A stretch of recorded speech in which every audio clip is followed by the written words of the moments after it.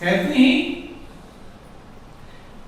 कि तू पिंड नहीं, तू प्राण नहीं, ना इंद्रिया बुद्धि मन है। जितनी चीजें हैं ये आपकी। जैसे आप गाड़ी को चला रहे हैं, तो गाड़ी को चला कर लेकर चलेंगे, तो आप गाड़ी तो नहीं हो, गाड़ी तमाम सारे पुर्जे लगे हुए। ऐसे जितनी चीजें जिनको मनुष्य अपना समझ लेता है वो गाड़ी का पुर्जा है। क्या है? गाड़ी का ड्राइवर अलग है, आप ड्राइवर हैं, आप गाड़ी के पुर्जे नहीं हैं। कि तू पिंड नहीं, पिंड वाले शरीर नहीं है, तू प्राण नहीं, शरीर में 5 प्राण हैं, ऐसे 10 प्राण गिने जाते हैं, प्राण अपान समान उदान बयान। आप प्राण भी नहीं है, ना इंद्रियां हैं, ना बुद्धि है, ना मन है। आप तो अनुपम और अविनाशी हैं, आपका नाश कभी नहीं। सत्य चेतन आनंद घन है, आप सत्य हैं, चेतन है, आनंद के स्वरूप। आत्मा के लिए कहा जाता बिन पग चले सुने बिन काना, कर बिन कर्म करे विधिना। नहीं कहा जाता कि आप बिना पैर के चलते। और प्रैक्टिकल भी आपको होता है। जब आप स्वप्न देखते हैं, क्या देखते हैं? स्वप्न। अब 1 सेकंड में दिल्ली पहुंच जाते हैं, बॉम्बे पहुंच जाते हैं, तो पैर से चल करके ट्रेन भी शायद नहीं जल्दी, हवाई जहाज भी जल्दी नहीं जा पाएगा, जब आएगा। और आप एक पलक झपकी, क्योंकि हर चीज मनुष्य को समझने के लिए परमात्मा ने बनाया है, तो स्वप्न में बहुत बड़ा राज छिपा हुआ है। स्वप्न के पीछे भी बहुत बड़ा राज छिपा हुआ है। एक पलक झपकी की आज कितनी लंबी कहानी देख लेते हैं, देख लेते हैं, कई महीनों की घटना 1 सेकंडों में देख लेते हैं। तो आप वही कहा गया बिन पग चले सुने बिन काना, और बिना कान, ये कान तो गया नहीं दिल्ली सुनने के लिए, वहां की बात भी आप सुनकर आ गए और सवेरे बतलाते हैं ये भैया मैंने कहा था, ये सुना था, बताते कि नहीं? वो मित्र मुझे मिला था।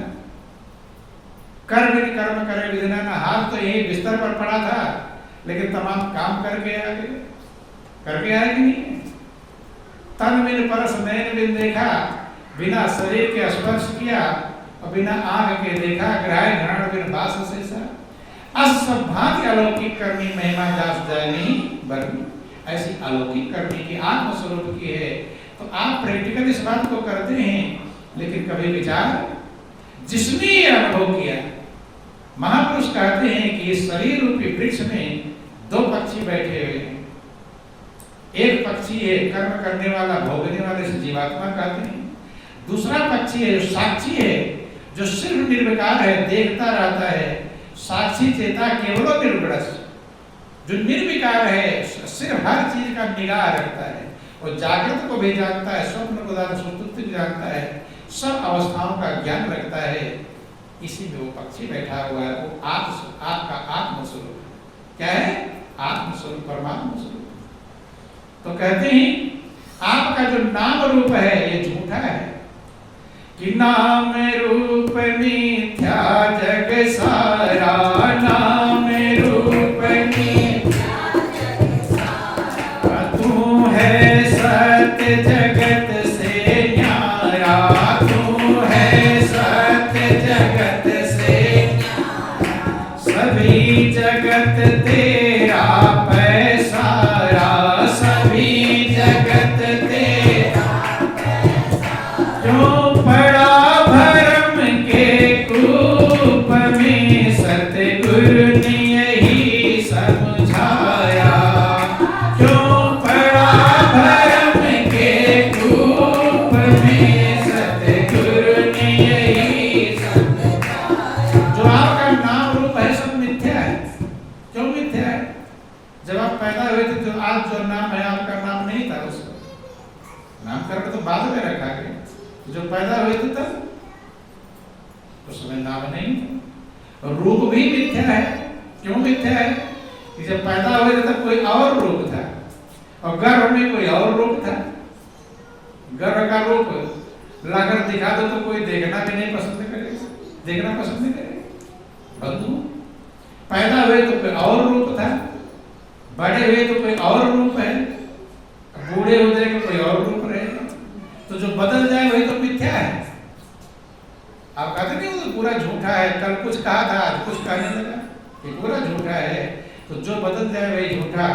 इसलिए नाम रूप मिथ्या जग सारा, नाम रूप सब मिथ्या है, नाशवान है, बदलने वाला है, और तू है सत्य जगत से न्यारा। तुम इस सारे संसार से अलग कुछ हो, और सभी जगत तेरा पैसारा। क्यों पड़ा भ्रम के कूप में, भ्रम के कुएं में क्यों पड़े हो? भ्रम ही का निवारण करने के लिए ये मनुष्य की जिंदगी मिली है। तू कौन कहां से आया है, सांसों की पूंजी लाया है, और माया में मन भटका करके कर्तव्य निभाना भूल गए। लेकिन जिंदगी को पाकर इधर ध्यान जाता नहीं। अब ये कर लो, छोटे बच्चे से खिलौना बदलते रहे, कितने खिलौने खेल लिए, लेकिन संतुष्टि नहीं। छोटे बच्चे थे खिलौना अलग था, और बड़े हो गए खिलौने चेंज हो गए, काम वही है। अब ये बदल ले, अब ये बदल ले, अब ये कर ले, अब ये कर ले, करते रह गए, लेकिन अंदर की प्यास बुझी नहीं। और वो प्यास अगर एक प्यास है, उस प्यास को, उसी की प्यास के पीछे सब प्यास है। अगर वो प्यास नहीं बुझी, फिर हमारे जीवन की कोई कीमत नहीं। तो महापुरुष कहते हैं कि इतना समय हमने यूं ही गंवा दिया। क्या किया? जो लक्ष्य था उसको यूं ही गंवा दिया। अब जो बचा हुआ है उसे हम संभालने का प्रयास करना चाहिए कि अधिक गई थोड़ी रही और थोड़ी भी पुण्य जाए।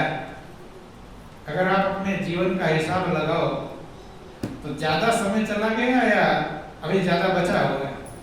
क्या है? ज्यादा चला गया। अब आज के समय में तो 60-70 साल की उम्र हो गई, 100 साल की उम्र भी कोई बिरला जीता होगा, नहीं है? 100 साल की भी उम्र कोई बिरला जीता होगा। अगर 100 साल की भी उम्र आपकी मान ली जाए, इधर जिएंगे नहीं, लेकिन 100 साल की भी अगर उम्र मान ली जाए तो कितना दिन आपका होगा? एक साल में 365 दिन होते हैं, तो 100 साल में कितने हो जाएंगे? 36,500 दिन है। 36,500 दिन आपके पास। ये 60-70 साल में तो और हो जाएगा, 20-25 हजार हो जाएगा। बोलो वृंदावन बिहारी लाल की। अब मान लो 25,000 दिन आपको जीना था, 70 साल का हिसाब लगा लो, 25,000 दिन में कितने दिन जी गए? 40-50 50-60 साल जी गए, तो 10 साल बचा हुआ है। 10 साल में कितना? 10 साल भी अगर मान लो आपको बचा होगा तो 3,650 दिन बचे। कितने बचे? और मन कहता है अभी तो बहुत है। जब इतना हजारों में दिन गुजर गए लेकिन हमें सच्चाई की तरफ जा पाए नहीं, तो यही इसी को धोखा कहते हैं। इसी को क्या कहते हैं? बोलो वृंदावन बिहारी लाल की। इसीलिए महापुरुष का अधिक गई थोड़ी रही और थोड़ी भी पुण्य जाए, और कहे नट सुन नाट में ताल टूट नहीं जाए। महापुरुष संकेत देते हैं अधिक गया थोड़ा रह गया है। जो थोड़ा रह गया वो जाने वाला है, वो भी जा ही रहा है। कहे नट सुन नाट में ताल टूट नहीं जाए। ताल का मतलब है जिक्र है किसी राजा का। बोलो वृंदावन बिहारी लाल की।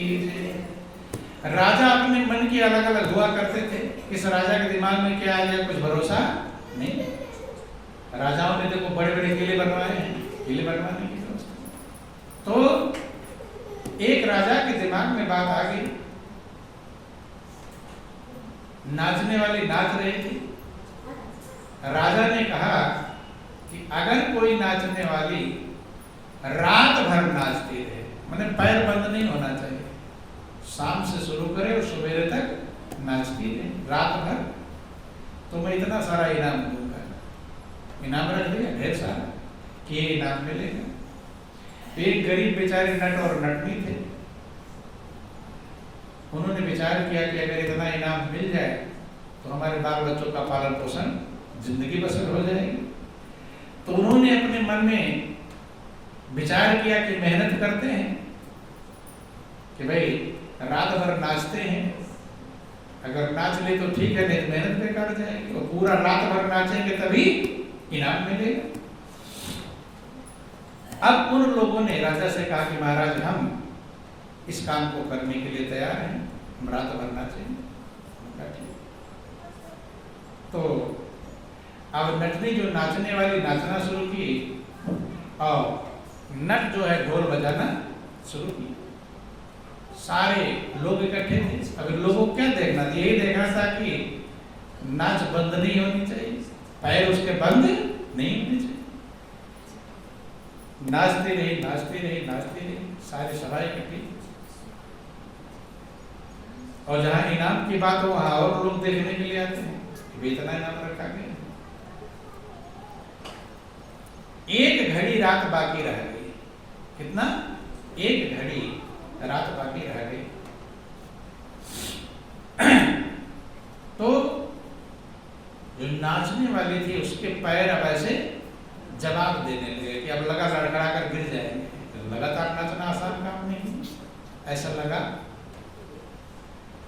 तो नट से बोलती है कि अब हम फेल होने वाले हैं। क्या होने वाले हैं? क्योंकि फेल और पास में बहुत बारीक अंतर होता है। कितना अंतर होता है?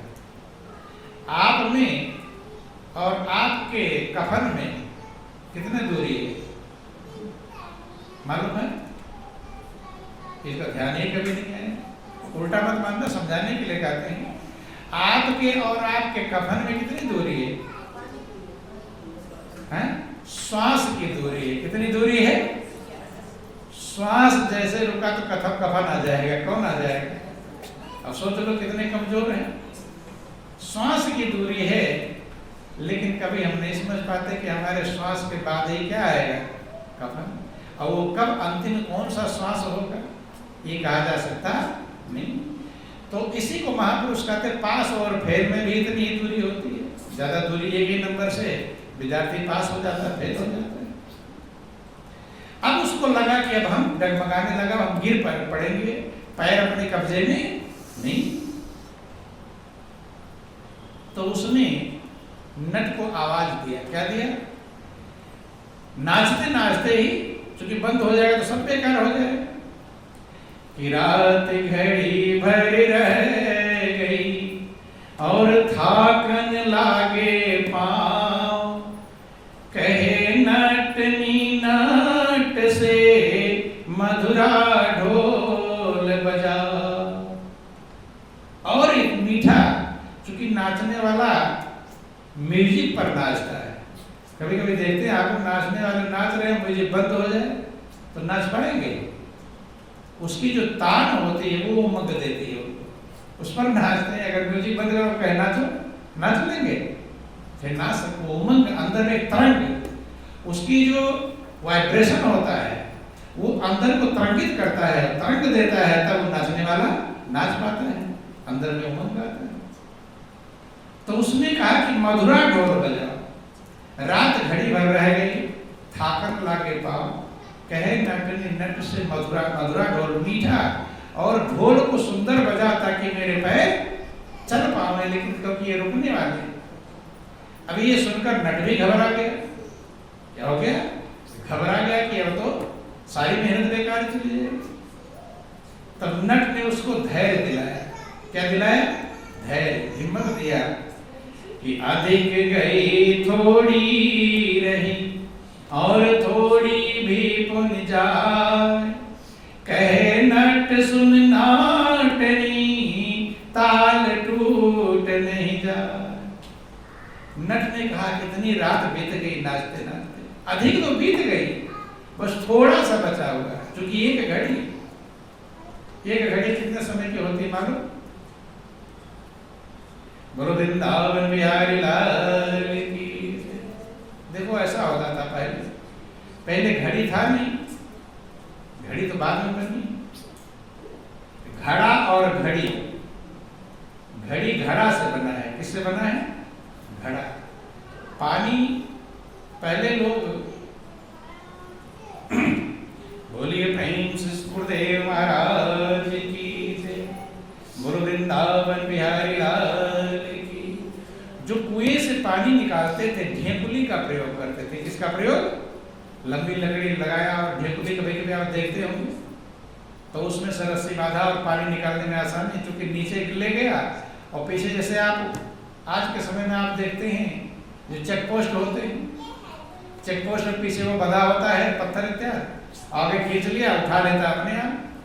तो ऐसे कुएं से पानी निकालने के लिए ढेकुली बनाते थे लोग, पीछे वहां पे पत्थर इत्यादि बांध दिया और आगे तो पानी भी तो ले गया अपने आप, लेकिन पानी भर गया तो निकालने में वो पीछे वाला वजन खींचने आसान कर लेता था, बंद हुआ। तो ढेकुली में पानी जब चलाते थे तो मेहनत लगता था उसमें। तो आज जो पारी लगती है कि भाई 5-8 घंटे तुम ड्यूटी करो तो 8 घंटे हम ड्यूटी करेंगे, आज घंटा है, घड़ी से देख लिया टाइम, ड्यूटी बदल गई। तो पहले ड्यूटी बदलने के लोग क्या करते थे, एक छोटा घड़ा जैसा होता था, क्या होता था? छोटा घड़ा, घड़ी जिसे कहते थे, तो उसमें बारीक सा छेद कर देते थे। क्या कर दिए? बारीक सा छेद कर दिए और उसे पानी में रख दिए और धीरे धीरे धीरे धीरे उसमें पानी जा रहा है। जब पूरी घड़ी भर जाती थी, क्या होती थी? घड़ी भर जाती थी, तब एक ड्यूटी बदल गया। क्या बदल था? एक ड्यूटी, बारीक छेद है और धीरे धीरे धीरे पानी जा रहा है। जब पूरा भर गया तो समझ लो उतना टाइम, पहले टाइम की कोई व्यवस्था नहीं है, तो उसको घड़ी कहते थे। क्या कहते थे? घड़ी। मैंने घड़ी अब भर गई, अब फिर पानी पलट दिया, अब दूसरा ड्यूटी पर लग गया पानी निकालने के लिए, कुआं ढेकुली चलाने के लिए, और फिर उसे पानी खाली करके फिर रख दिया और फिर धीरे धीरे जब वो पूरा भर जाएगा फिर उसका नंबर आ जाएगा। तो महापुरुषों ने कहा 8 पहर 64 घड़ी, 24 घंटे को 64 घड़ी में बांटा गया। 60 घड़ी अगर मान लो तो एक घड़ी 12 मिनट की होगी। कितने मिनट की होगी? 12। घड़ी के हिसाब से कर लेते थे कि भाई 5 घड़ी हम काम करेंगे, 5 घड़ी तुम काम करना, जो भी बातें हैं। तो घड़ी भर रहा गई 12-15 मिनट जो भी होगा। तो उसने कहा कि अधिक गई थोड़ी रही और थोड़ी भी टूट जाए, और कहे नट सुन नाट में तार टूट नहीं जाए। नट ने कहा कि अधिक समय बीत गया, थोड़ा बचा है। क्या बचा है? और तार टूटने न पावने तो सारी मेहनत हमारी बेकार चली जाएगी। तो जैसे उसने ये बात का, देखो ध्यान देना, शिक्षा लेने वाला एक बात से शिक्षा ले लेता है और ना शिक्षा लेने वाला कितनी बातें हो जाए लेकिन वो शिक्षा ले पाता नहीं। जब उसने कहा अधिक गई थोड़ी रही थोड़ी भी टूट जाए और कहे न सुन्नाट में तार टूट नहीं जाए, तो वहां पर राजा की लड़की भी बैठी थी, राजा के लड़के सब लोग बैठे हुए थे। तो राजा की लड़की ने जैसे ये बात सुना, तुरंत उसने क्या किया कि अपना कंगन था, बहुत हीरे मोती का कंगन रहा होगा, तुरंत निकाल करके और लाकर उसे इनाम में दे दिया। किसको? तो इनाम पाते ही उमंग और बढ़ गया। जो नाचने वाली नटी जैसे इनाम पाया, और वो इनाम कितना था? जितना इनाम रखा था उससे ज्यादा वो हीरे मोती के कंगन थे। उसने दोनों कंगन लाकर इनाम में दे दिया। अब जब इनाम पाया तो बजाने वाले का भाव उत्साह बढ़ गया, क्योंकि हर काम उमंग से होता, उत्साह से होता, और नाचने वाले के भी उत्साह बढ़ गया। और राजा का राजकुमार बैठा था। राजकुमार ने जब सुना अधिक गई थोड़ी रही थोड़ी भी टूट जाए, कहे नट सुन्नाट में तार टूट नहीं जाए, तो राजकुमार ने अपना 9 लखा हार जो पहन रखा था गले में, पहले 9 लाख का हार कहा करता है राजा, तो 9 लखा हार, तो 9 लाख का हार रहता होगा, जो भी बात है। बोलो वृंदावन बिहारी लाल की। राजा और महाराजा के पास रहता होगा, तो ले जाकर के उसने वो इनाम में दे दिया। किसने? राजकुमार। वहीं एक साधु बैठा था और साधु के पास एक कंबल था। अच्छा, ठंड का समय चल रहा था, बहुत तेज ठंड पड़ रही थी और रात में ओढ़ कर बैठा था, लेकिन साधु ने उस कंबल को उतार करके और वो भी इनाम में दे दिया। और इतना इनाम जब पाया तो वहां बढ़ गया और रात पूरी हो गई। रात पूरी हो गई, तालियां बज गई और सभी खुशी के मारे नाच उठे। राजा का भी जो इनाम था तो मिलेगा ही मिलेगा। राजा ने कहा कि भाई मुझे ये बात पूछनी है। बेटी से अपने पूछा कि बेटी इतना कीमती तेरा कंगन था, कहीं विदेश से मंगवाया होगा, और वो तूने इनाम तो पहले रखा था, इनाम तो इसको मिलता ही, लेकिन तूने इतना कीमती कंगन क्यों दे दिया? कहे पिताजी ये कंगन कीमती नहीं है, इसके बदले जो होने वाला था, क्या होने वाला था? तो लड़की ने कहा कि पिताजी मैंने तय कर लिया था वजीर के लड़के के साथ में भाग कर शादी करने के लिए। कैसे भागने के लिए? आज की तो हल्की फुल्की व्यवस्था है, पहले तो बहुत भारी खतरा होता था, समय बदल गया है। पहले तो जरा सा कहीं बदनामी अपमान हो गया तो सारा जीवन बेकार हो जाता था, जिंदगी भर लोग यूं रहा करते थे।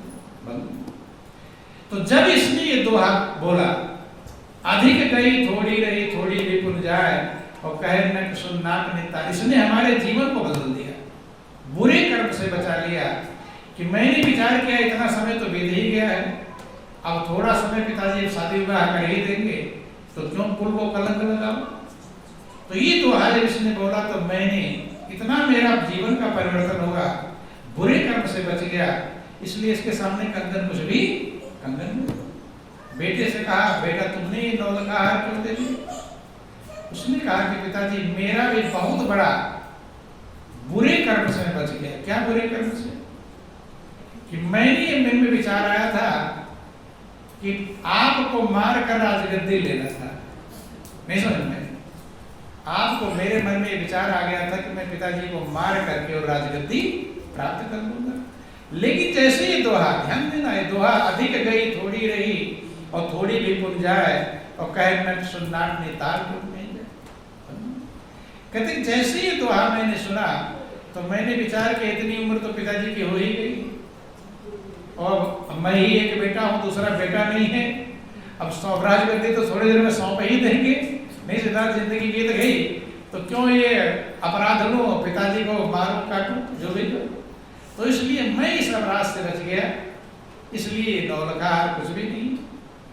और साधु से पूछा कि महाराज आप इतने ठंड में कप रहे हैं, एक ही कंबल आपके पास था, आपने क्यों ये दान कर दिया इनाम? साधु कहते कि महाराज मेरा भी बहुत बड़ा नुकसान होने से बचा लिया इस दोहे ने। किसने? अधिक गई थोड़ी रही थोड़ी भी पुन जाए, और कहे न सुन्नाट ने तार टूटने के। आपका क्या? कहते कि मेरे मन में विचार आया था कि मैं शादी कर लूं। क्या कर लूं? शादी कर लूं, कैसे जिंदगी बिताऊंगा?